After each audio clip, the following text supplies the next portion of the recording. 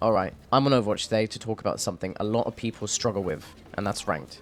Specifically, solo queue ranked. I've been getting a lot of comments on my TikTok asking, how the hell are you able to climb in this awful elo? My teammates are terrible, please help me. If you guys are familiar with my content, I managed to solo queue all the way up to about Masters 3 without pulling my hair out. I then duo queued all the way up to top 500 in 5s and in 6s.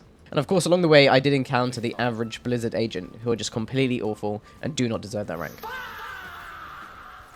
Hopefully I'm the best person to give you this advice because I do play every single character in this game. I have that ability, so... And don't worry, I'm not going to tell you to go into aim labs and fix your aim.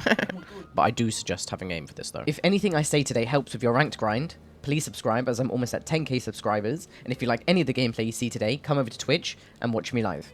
Otherwise, I'm going to come to your house and lube you up. Alright, so for my first tip is to pick a character with the most carry potential. You're probably thinking, what the fuck do you mean by carry potential? What I'm trying to say is you need to pick a character that doesn't rely your team to peel for you.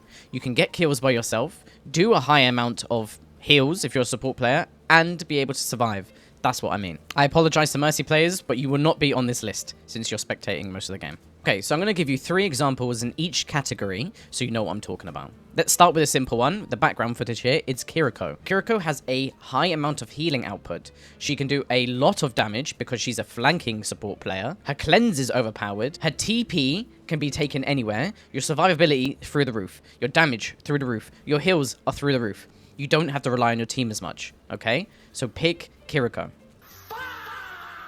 A second support you want to pick is probably Ana. Her anti-heal is unbelievably broken, so is her sleep, and so is the rest of her kit. She's a sniper healer, but she has one of the best anti-dive abilities in the game, and she's able to brawl. Play close, just like in this video right here. Lastly, I would pick Baptiste as your third support. He can just do everything. Damage. He can solo heal if no one wants to pick heal. His immort is broken, and his amplified matrix is crazy. Being able to do everything is what you're able to do as a support. I know you're probably waiting here to say, no Lifeweaver, no Moira, oh, no Wu Yang. You have no utility. Why would you want to be on my team? Let me just be very clear for a second. You are able to play these characters that I haven't mentioned, but only if one of these characters I mentioned is on your team. You cannot have 2 off healers on your team, otherwise your team is fucked. Anyway, moving on swiftly to our tanks. The first pick I would choose for you is Roadhog. The reason I put him here is because they reverted him back to his old self, and now he is so unbelievably powerful.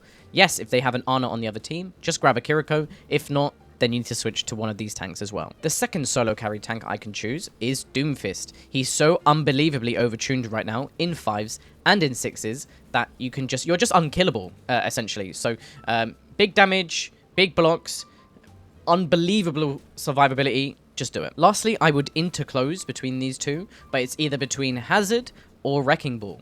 The reason you want to pick these characters is their survivability, it is their dive potential, and overall fun as well, to be honest, and you can seriously carry your team with these characters. Moving on to the DPS, 3 characters you might want to play to solo carry your games is Cassidy, Venture, and Genji. You can interswap Tracer and Freya in between these 2 as well, but essentially all these characters do is the high burst, high dive, and the insane carry potential you can do if you have good aim, good positioning, and know when to back out of fights. Now that you have chosen your carry character, this moves us into tip 2, which is start blaming yourself. Blaming yourself when you lose in Overwatch, or any game really, is actually a good thing, okay? Hear me out. When you blame teammates, you're basically giving up control, like, oh, I lost because they sucked. Okay, but now what?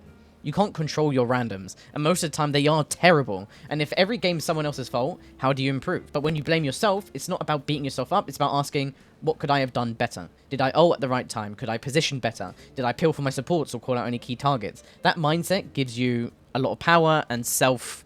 what's the word? Fuck! Anyway, it means every game, win or lose, it's a chance to improve. Plus, nobody likes the guy who flames every teammate, right? You're just gonna get... You know what Blizzard is like. They're just gonna fucking ban you for, you know, being a bitch, you know, mid-game. But being self-critical in a constructive way makes you play better. And you start to enjoy the game more, if that makes sense. So yeah, own your mistakes, learn from them, get better. It's not about guilt, it's about growth. Okay, now moving on to tip number 3. Learn each role. Okay, but seriously, learning each role in Overwatch makes you way better a player overall, and here's why. Okay. Once you learn how to play tank, you're going to learn how to frontline, and you learn how to make space, take heat, and lead fights. But playing tank teaches you when to push, when to back off, and how important map control is. So you start noticing how good supports and DPS behind you feel like, and you appreciate positioning and timing more. Once you switch back to support or DPS, you're going to stop blaming your tank, and you're going to realize that sometimes it's either a me issue or a DPS issue. If you are a tank or support player, try playing DPS more. You will improve your aim, hopefully, time cooldowns, find flank spots. Flanking is so important and it's so viable on other roles that you cannot learn in those roles. Also, learning DPS shows you how to capitalize on space that tanks make and how to shut down enemy supports. So for example, if you're a support and you play DPS, when you go back to support, you will know how to protect yourself from annoying flanks. If you're a tank or DPS player, try picking up support for a few games because you will learn what the game awareness is like. For example, between fights, you need to track ultimates, your positioning, and predicting what's going to happen. Supports are more prone to being dived. So, as a tank or DPS player, learning when people dive you, you can then switch back to your main role and realize what you can do to help your supports, for example, trying to peel for them more. Look, the reason why it all matters is so you can stop blaming your team for everything. Same as basically tip 2. You gain a full picture of all the fights, and you know what each role is trying to do. Listen, forget your aim. Sometimes it's just decision making. And look, this is the one that is the biggest thing for me. I get tilted so unbelievably easy because of how bad people are. But if you learn what other roles are like, you're going to tilt way less, because then you can understand why people are messing up and you can help them instead of shouting. Do not get me wrong, some motherfuckers deserve a fucking bollocking for the decisions that they do. They deserve to get screamed at. But sometimes, just keep your mouth shut. I've been banned on 2 accounts for toxicity, and apparently toxicity is asking for someone to switch. So sometimes don't even fucking speak to these people. The last tip I'm going to leave you with is target priority. If someone is overextended, kill them. If their tank is too forward, kill them. If you are flanking, go for the supports. They are the backbone of the team. Kill them. You get someone one shot, try your best to push forward and get that kill. If you can't get that kill, then it's okay. Back up. But please, for the love of God, play your life. Your life is the most important thing. Do not sacrifice your life to save someone unless it is a win or lose situation. I really hope you guys liked this video. If it was helpful for you, I'd appreciate the subscribe. Make sure to follow my Twitch because I'm planning to do a guide for every single character in this game. So starting from tonight, I'm planning to do a venture guide. So if you want to come by my stream and watch me get the clips for the video, then come by.